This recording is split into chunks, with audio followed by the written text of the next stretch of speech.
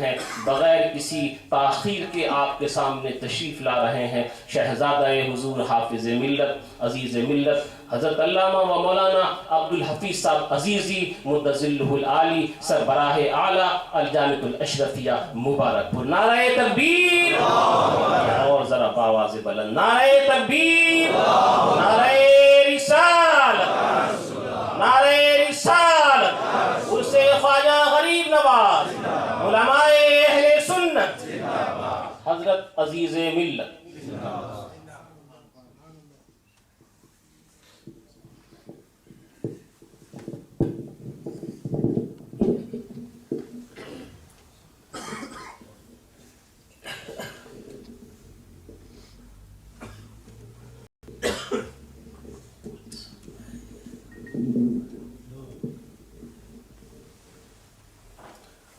السلام علیکم ورحمۃ اللہ وبرکاتہ۔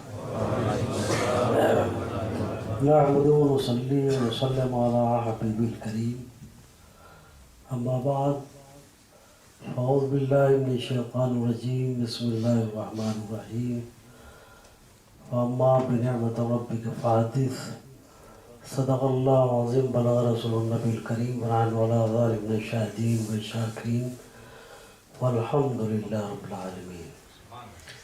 اللهم صل على سيدنا مولانا محمد وعلى آله والكرم وعلى آله وبارك وسلم صلاة وسلاما عليك يا رسول اللہ۔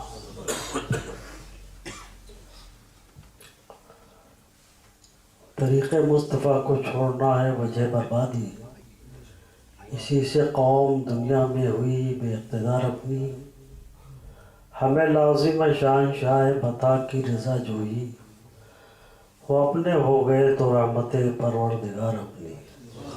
اللہم صلی علی سیدنا مولانا محمد وعلى والکرم وعلی آلہ وبارک وسلم صلاۃ و سلاما علیک یا رسول اللہ۔ میری سعادت ہے کہ میں آپ حضرات کے درمیان موجود ہوں، اور یہ ہمارے معہد مکرم حضرت مفتی شمس الہدیٰ صاحب اور ان کے احباب کی محبت ہے کہ میں یہاں حاضر ہوا، اور حضرت مفتی محمد ایوب اشرفی صاحب مدظلہ العالی کی محبت ہے کہ انہوں نے اپنے سینٹر میں آپ سے ملاقات کا موقع عنایت فرمایا۔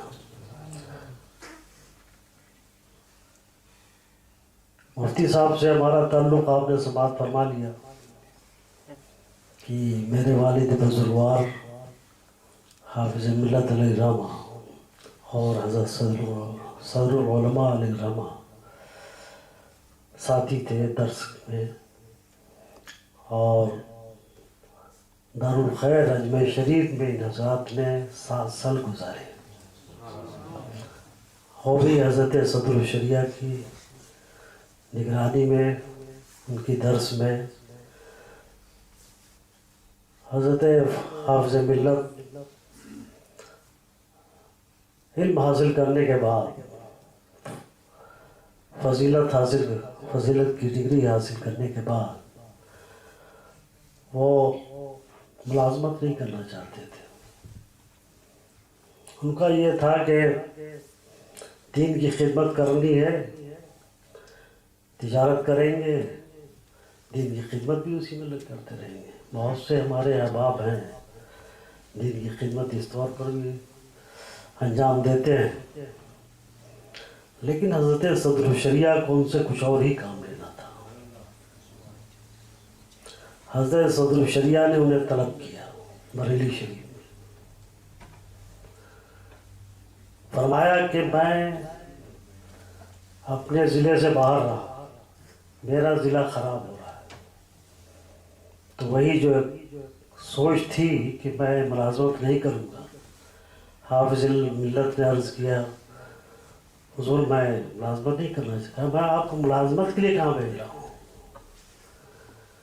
اپنے ضلع کو ٹھیک کرنے کے لیے بھیج رہا ہوں۔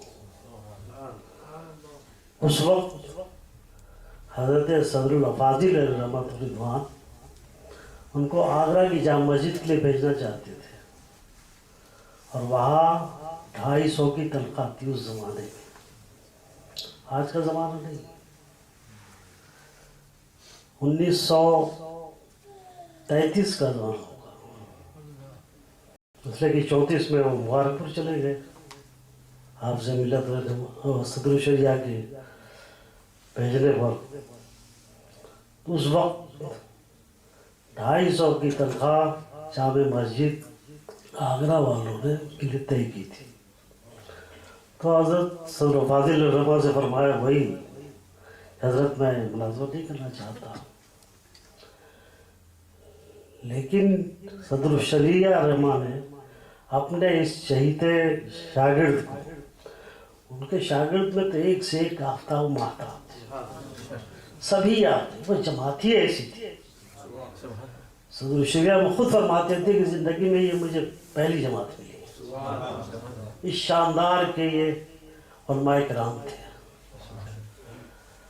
अब जिससे काम जिसको लेना होता है वो उसका इंतखाब करता है। तो हज़रत सदर शरिया रहमा ने आपसे मिलत को मुबारकपुर भेजा, ये क्या करके मैं तुम्हें अखाड़े में उतार रहा हूँ। अल्लाह, अखाड़ा ही था वहाँ, गैरों बदमज़हबों से मुकाबला था। खुद अर्ज फरमाते थे कि मैं 14 15 किताबें मुंतही पढ़ाता था दिन में, और रात में उन बदमज़हबों से मुनाजरा होता था। एक रोज इनका जलसा हुआ, दूसरे उनका जलसा हुआ, और जो सवालात इधर होते थे वो जवाब देते थे, और उधर के सवालात के ये जवाब देते थे। इस तरीके से 4 महीने तक मुसलसल ये जंगल जिदल चलती रही। तो समझ लीजिए कि किसका इंतखाब थे, वो हज़रत सदर शरिया के इंतखाब थे। और कहाँ से भेजा था? बरेली शरीफ से भेजा था। मिशन भी दे दिया कि आला हज़रत ही के मिशन का काम आपको करना है। वो शेरवानी ने कहा ना, मौलाना इमाम रज़ा ने हथियार तो तैयार कर लिए, लेकिन सिपाही तैयार नहीं किए। बताइए जो शेरवानी थे, हाँ साहब, उन्होंने दानिश्वर आदमी थे कि मौलाना इमाम रज़ा ने हथियार तो तैयार किए, लेकिन चलाने वाले तैयार नहीं किए। अब चलाने वालों को तैयार करना था, तो हज़रत सदर शरिया जो आला हज़रत के शागिर्द भी कहे जा सकते हैं, और खलीफा तो थे ही, उनकी बारगाह से उन्हीं के मिशन के लिए आगे बढ़ाने के लिए अपने शागिर्द रशीद हाफिज़ मिल्लत का इंतखाब किया। आजमगढ़ गए, मुबारकपुर एक कस्बा, छोटा सा कस्बा था। जो लोग वहाँ गए होंगे आज तो बिल्डिंगें देख रहे होंगे, उस जमाने में सफाला पोश था। बिल्डिंग खाल खाल किसी एक की रही होगी, गैरों की तो 1-2 रही थी, लेकिन अपने लोगों की बिल्डिंग नहीं थी। वहाँ ये सिलसिला जारी हुआ। एक तमन्ना थी हाफिज़ मिल्लत की कि गैरों से मुकाबला, हम इल्म के मामले में तो बहुत आगे हैं, लेकिन ज़ाहिरी तौर पर उसका हर आदमी तो नहीं तोड़ सकता इल्म को। अब एक से एक आफ्ताब महताब हज़रत सलमा जैसा कोई उस ज़माने में था, इमामुल नहव कहलाते थे।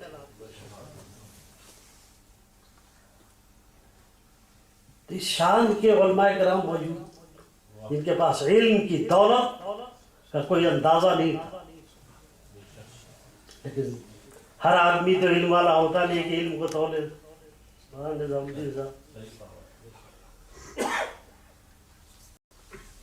ज़ाहिरी चीजें भी असर अंदाज होती हैं, उससे काम का अंदाजा होता है कि ये लोग बहुत काम कर रहे हैं, बहुत काम कर रहे हैं।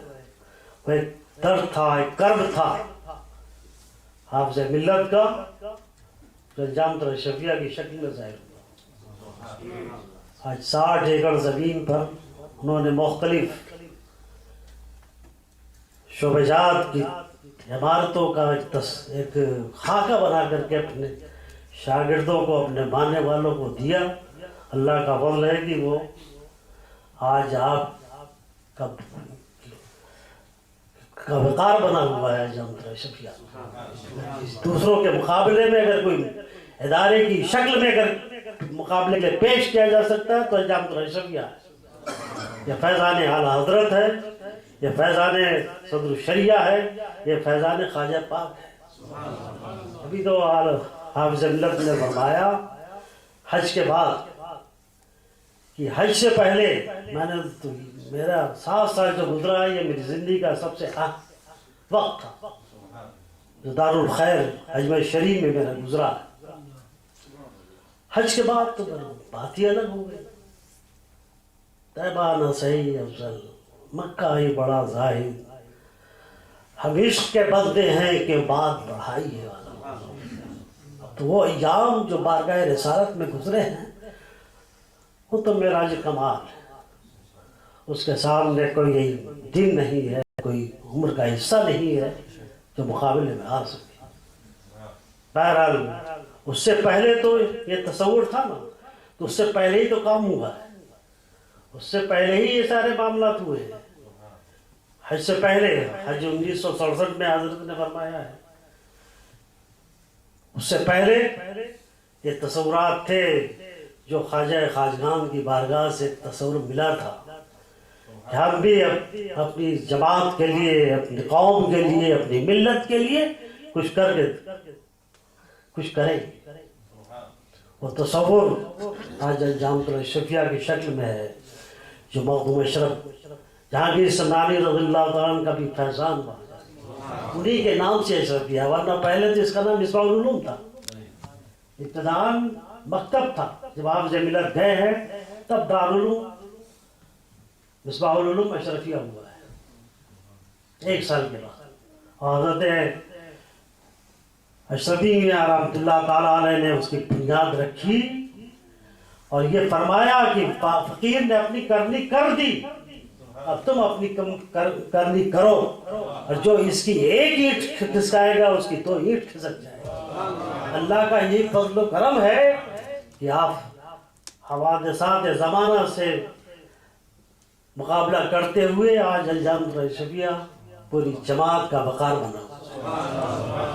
انہی بزرگوں کی دعائیں ہیں، انہی بزرگوں کا کرم ہے. وہ چاہتے ہیں کہ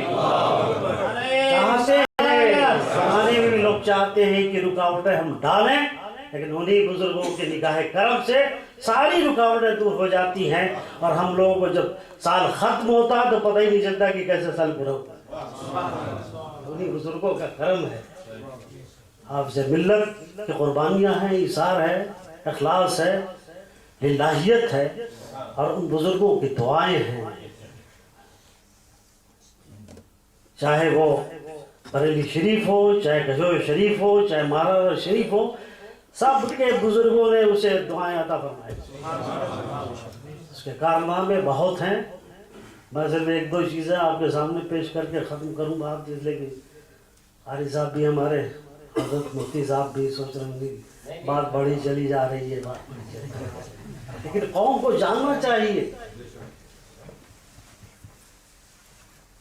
اعلیٰ حضرت کا علمی خزانہ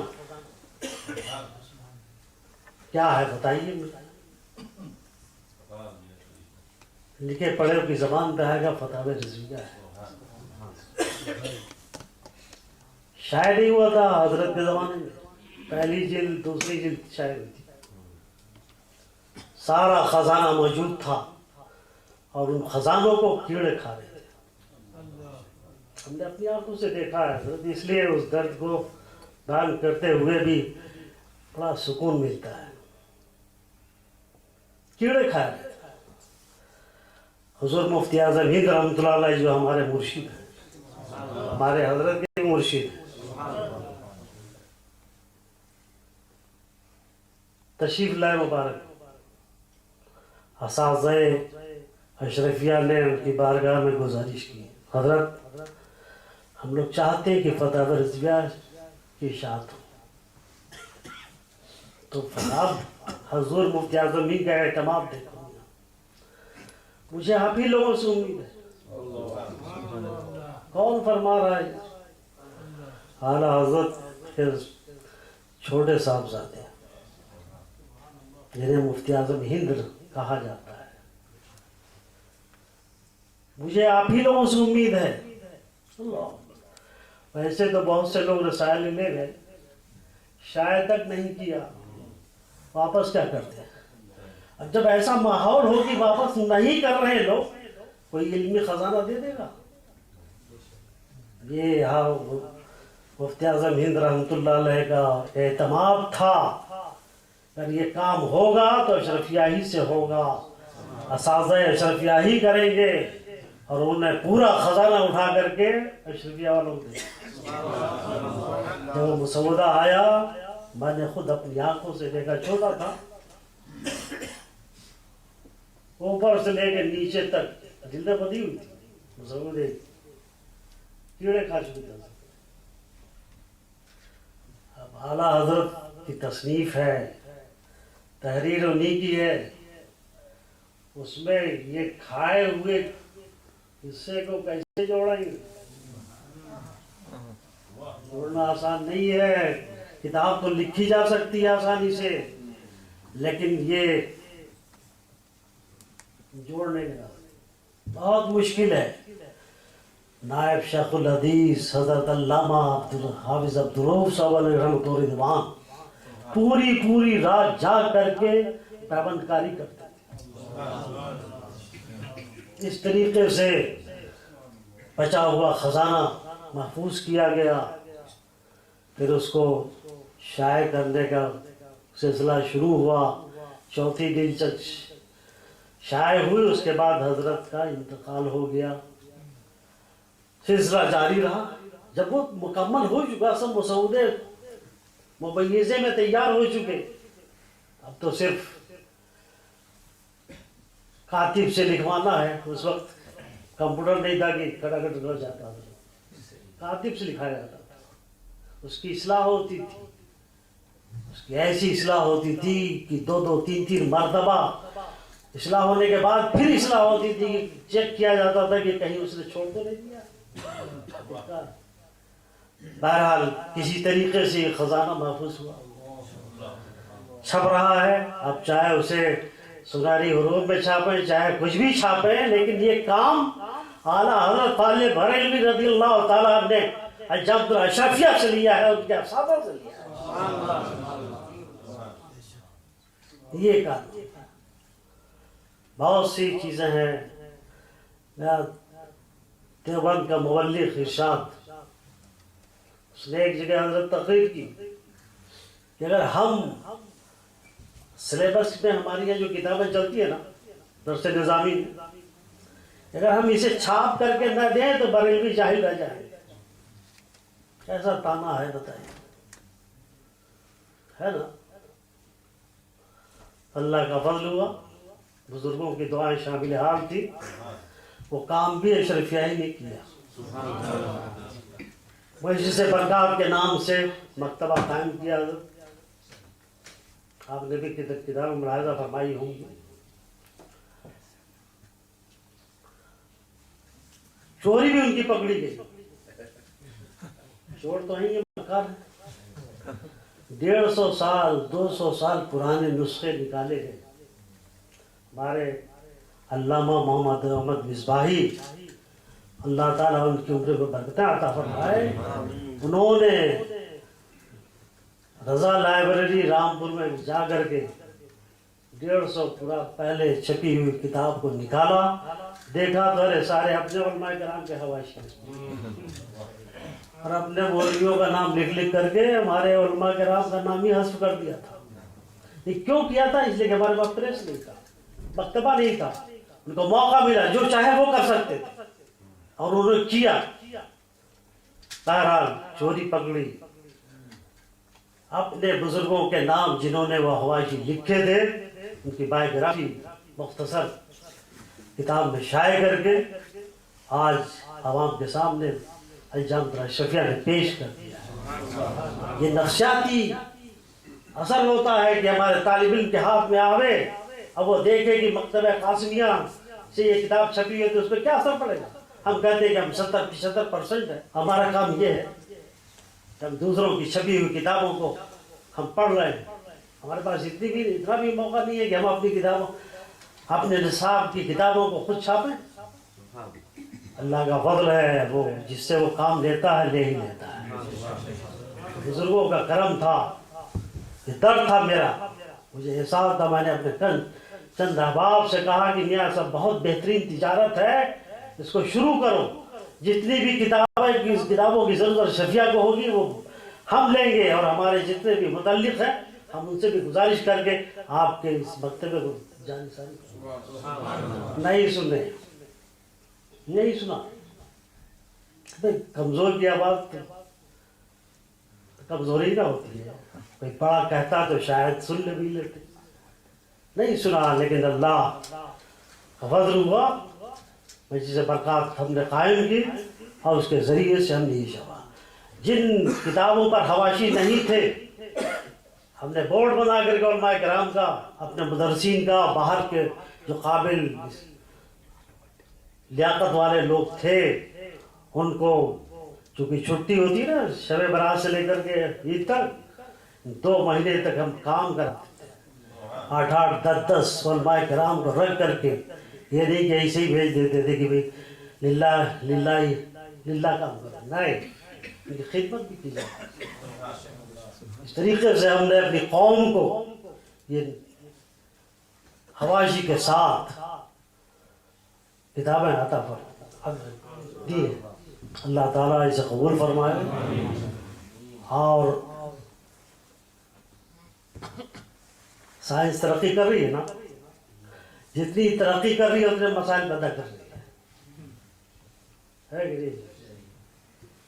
अब उसका हल क्या होगा? किसी साहब ने तो जायज़ करार दे दिया, किसी ने नाजायज़ करार दे दिया, टकराव होना शुरू हो गया, इख्तलाफात बढ़ गए। हमारी तो बड़ी आसानी से इख्तलाफ बढ़ जाता है ना, मेरे खिलाफ, जब मेरे खिलाफ, तुम्हारे खिलाफ नहीं, मेरी जैसे आपने सोचा है वैसे मैंने भी सोचा है, मुझसे आपसे क्या दुश्मनी है?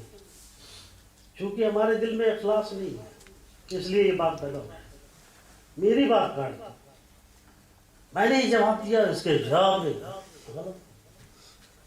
तो हमने इस फितने को ख़त्म करने के लिए रास्ता निकाला, जिसे हम सेमिनार की शक्ल में मसाइल पैदा होते हैं, हमारे दारुल इफ्ता में भी आते हैं, आपके यहाँ भी आते होंगे। बहरहाल 150-200 उलमा को बुला कर फैसला करते हैं ताकि मुश्किलें दूर हों, हमारे भाई जायज़ काम करें और नाजायज़ से बचे।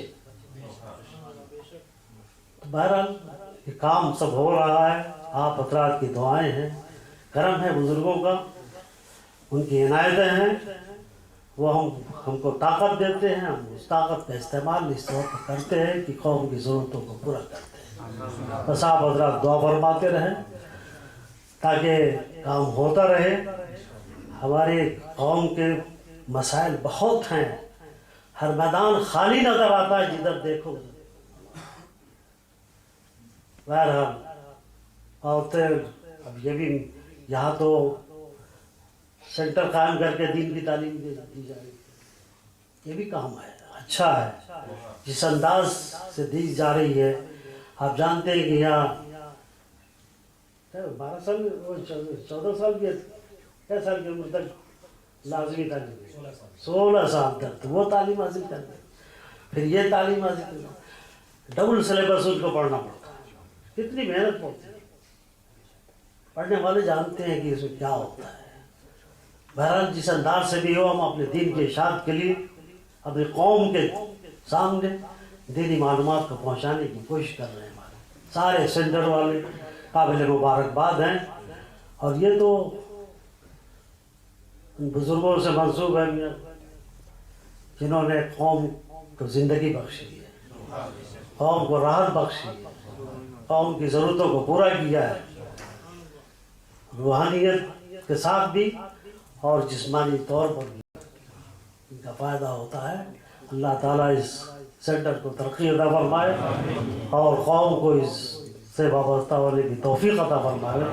देखिए, अपने दीन से वाबस्ता रहना हमारे लिए बहुत ज़रूरी है, نئے نئے مسائل کھڑا کر رہے ہیں طاقت والے. ہم عمل جس پر کریں گے اس کو کون روک لگا سکتا ہے. ہم راضی ہیں کام کرنے کے لیے تو انشاءاللہ لوگ کام کریں گے. دین کی معلومات جب تک نہیں رہے گی آپ نہیں سمجھ سکتے. دین کی معلومات حاصل کرنے کے لیے آپ کو علماء کے پاس آنا ہوگا, قریب رہنا ہوگا, ان سے معلومات حاصل کرنی ہوگی. اس لیے کہ ایک مسلمان کو مسلمان رہنے کے لیے علم دین کی ضرورت ہے. بغیر علم دین حاصل کیے ہوئے وہ کیسا مسلمان ہوگا؟ آپ کے سامنے بہت سی مثالیں آتی جاتی رہتی ہوں. اس لیے علماء ہی دیکھیے, علماء ہی کو کہا سرکار دو عالم صلی اللہ علیہ وسلم ہے. کسی مالدار کو نہیں کہا, کسی اور شخصیت کو نہیں کہا. فرماتے العلماء ورثۃ الانبیاء, علماء وارث انبیاء ہوتے ہیں. نبیوں کا کام کیا ہے؟ ہدایت. نبیوں کا کام کیا ہے؟ شریعت الہیہ کو پیش کرنا. نبیوں کا کام کیا ہے؟ معرفت الہی دینا. یہ کام کون کرے گا؟ نبوت کا دروازہ بند ہو گیا, اب علماء تو کریں گے. تو سرکار نے اسی لیے فرمایا تاکہ میری امت علماء کے قریب رہے اور ان سے درس لیتی رہے. میری جو تعلیمات میرے بارگاہ سے چلی ہے صحابہ کرام اور بزرگوں کے ذریعے سے ہم تک آئی ہے, ان سے آپ علم دین حاصل کریں. ان علماء کے قریب آپ رہیں گے تو انشاءاللہ تعالی محفوظ رہیں گے. علماء سے باتیں مسائل پوچھیں گے تو انشاءاللہ صحیح جواب آپ کو ملے گا. آپ کے کام اللہ کو پسند آئے گے. اس لیے میری گزارش ہے کہ ان حالات میں جیسے حالات چل رہے ہیں علماء ہی میں حفاظت کر سکتے ہیں. اس لیے علماء کے قریب آپ حضرات رہیے, ورنہ کیا ہے غلط روی سے منازل کا بہت بڑھتا ہے. اقبال نے کہا نا, غلط روی سے منازل کا بہت بڑھتا ہے, مسافروں روش کارواں بدل ڈالتا. ہم مسافر ہیں, دنیا مسافرت کی جگہ ہے, ہماری منزل تو آخرت ہے. اس لیے یہاں رہ کر کے ہم اپنے کو مسافر سمجھیں کہ ہم کو اس کو چھوڑنا ہے اور چھوڑنا ہے ہی ہے. تو کھلی آنکھوں سے آپ دیکھتے ہیں آپ کے بھائی کا انتقال ہو جاتا ہے, چھوڑ نہیں. آخرت کی تیاری کرنے کے لیے آپ کو کرنا ہے. تو ڈاکٹر اقبال یہ کہہ رہے ہیں غلط روی سے منازل کا بہت بڑھتا ہے, مسافروں روش کارواں بدل ڈالو. جگہ جگہ کے تمہیں تھک چکے ہیں ہنگامے, جگہ جگہ کے تمہیں تھک چکے ہیں ہنگامے. نشاط و لذت خواب گراں بدل ڈالو. سفینہ جا کے کنارے سے لگ تو سکتا ہے, ہوا کے رخ پہ چلو بادباں بدل ڈالو. اور خوش قسمت ہو آپ لوگ کہ اللہ تبارک و تعالیٰ نے آپ کی ہوا کا رخ متعین کر دیا ہے. لقد کان لکم فی رسول اللہ اسوۃ حسنہ. بارگاہ رسالت ہمارے لیے ہوا کا, ہماری ہوا کا رخ ہے. قرآن نے متعین کر دیا کہ نہیں کر دیا؟ خوش قسمت نہ ہو جائے. اپنی اس خوشمتی کو سینے میں رکھ کر کے بارگاہ رسال میں سربہ سجود ہو کر کے شکرانہ ادا کرو. اللہ تعالیٰ مجھے اور آپ تمام کو اس پر عمل کرنے کی توفیق عطا فرمائے. وآخر دعوانا الحمدللہ رب العالمین.